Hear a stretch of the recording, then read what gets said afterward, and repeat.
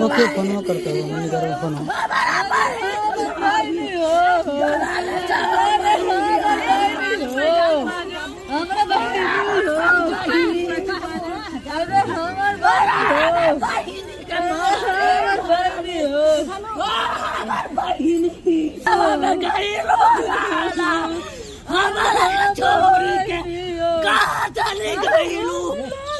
हमार बहिनी छोड़ा हो हमारे